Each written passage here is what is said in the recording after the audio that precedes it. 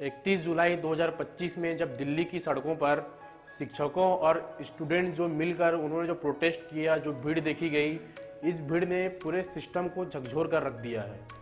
ये जो भीड़ देखी गई, इस पे काफ़ी सारे सवाल उठ गए। पूरे सिस्टम पे इसने सवाल उठा दिया कि आखिर क्या हम इसी भारत की कल्पना करते थे जहां एक शिक्षक अपने बच्चों की, अपने स्टूडेंट्स की हक के मांग के लिए रोड पर उतरे हैं। क्या ऐसी भारत की हम कल्पना करते थे? क्या ऐसी ही हम विश्व गुरु बन जाएंगे जहां शिक्षक सड़कों पर हैं, जहां छात्र सड़कों पर हैं, जो इस देश के भविष्य युवा हैं वो आज सड़कों पर हैं अपनी मांग के लिए। और जब वो अपने हक की मांग के लिए सड़कों पर आए हैं तो उन पे लाठियां बरसाई जा रही है, उन पे जुल्म किया जा रहा है। क्या इसी भारत की हम कल्पना करते थे? आज जो दिल्ली में जो आज भीड़ देखा गया, दिल्ली के जंतर मंतर में और अलग अलग इलाकों में जो प्रोटेस्ट हुआ, इसने पूरे सिस्टम को हिला कर रख दिया है। और ये सवाल पैदा कर दिया गया कि ये कैसा भारत है? क्या इस लोकतंत्र में क्या हम सवाल भी नहीं पूछ सकते? जहां लाखों युवा एसएससी एग्ज़ाम की तैयारी करते हैं अपने सपनों को पूरा करने के लिए, इनकी एक उम्मीद होती है कि इससे हमें नौकरी मिलेगी। करोड़ों युवा की ये आस होती है, वो सालों मेहनत करते हैं इस एक एग्ज़ाम के लिए, और इस एग्ज़ाम में पारदर्शिता नहीं होती है। उनकी मांग थी कि इस एग्ज़ाम में पारदर्शिता लाई जाए, क्योंकि जिस कंपनी के द्वारा ये जो आयोजित किया जा रहा था एग्ज़ाम, इस कंपनी के ऊपर पहले से ही तकनीकी खराबी और बहुत सारी खामियों को लेकर ये विवाद में पहले से ही घिरे हुए थे। लेकिन क्या वजह है कि बार बार इसी कंपनी को एसएससी एग्ज़ाम की आयोजित करने की जिम्मेदारी दी जाती है?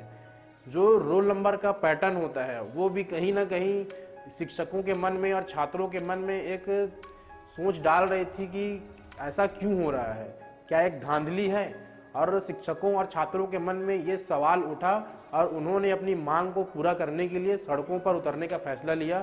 और सड़कों पर उतरने के सिर्फ स्टूडेंट्स ही नहीं, छात्र ही नहीं, बल्कि उनके शिक्षक भी रोड पर उतरे। और इस देश के बड़े बड़े शिक्षक जो हैं वो आज रोड पे थे सिर्फ अपने हक की मांग के लिए। लेकिन जब वो रोड पर उतरे तो उनको क्या मिली? लाठियाँ।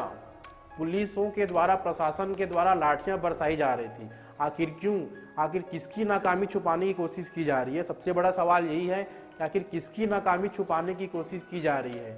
आखिर जो छात्रों की जो मांग है वो बहुत बड़ी मांग तो नहीं है। वो चाहते हैं भाई कि एग्ज़ाम में पारदर्शिता लाई जाए।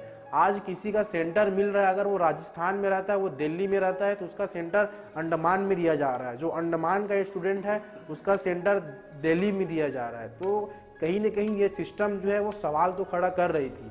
और इन्हीं सवालों के जवाबों के लिए आज शिक्षक और छात्र सभी आज रोड पर थे अपने मांगों को पूरा करने के लिए। लेकिन इसके बदले जो पुलिस प्रशासन थी, जब पुलिस प्रशासन से सवाल किया गया, शिक्षकों ने सवाल किया गया कि आप इतना डरते क्यों हैं, हमें रोका क्यों जा रहा है, तब वो बोलते हैं कि जब आप वर्दी पहनते तो अब आपको समझ में आती है ये बात। तो उन्होंने, शिक्षक ने जब कहा कि मैंने वर्दी पहनी है और पहन के उतार भी दी है, तब इतनी बदसलूकी से जवाब दिया गया, ऐसे शब्द का इस्तेमाल किया गया जो एक पुलिस प्रशासन के मुंह पे शोभा नहीं देता है। पुलिस के द्वारा कहा गया कि मर्द होते तब आप पहनते। क्या अब हमारी मर्दानगी क्या अब एक यूनिफॉर्म के द्वारा जांची जाएगी? क्या एक मर्दानगी एक पुलिस वाला ही मर्द है? क्या एक शिक्षक की इस देश में कोई इज्जत नहीं है? जो लाखों युवा, लाखों करोड़ों जो लोग आज छात्र हैं, उनको अंधेरे से निकाल के सफलता की सीढ़ी तक पहुंचाते हैं, ऐसे शिक्षक को क्या इस देश में ऐसे बदसलूकी का सामना करना पड़ेगा? ये सबसे बड़ा सवाल है। क्या ऐसे ही हमारा विश्व में डंका बजेगा? क्या ऐसे हम विश्व गुरु बन जाएंगे जहां इस लोकतंत्र में 100 करोड़ की आबादी में, 150 करोड़ की आबादी में 100 करोड़ के अंदर जो वोटर्स हैं उन सबको मिलाकर जहां वोटिंग की जाती है, जहां लोकसभा विधानसभा चुनाव होता है, जब 100 करोड़ की आवाम को लेकर जब हमारी सरकार जब चुनाव करा सकती है, तो क्या ये लाखों युवाओं के लिए क्या पारदर्शिता के द्वारा एक एग्जाम का व्यवस्था नहीं कर सकती? क्या के पास में कोई सेंटर नहीं रख सकती?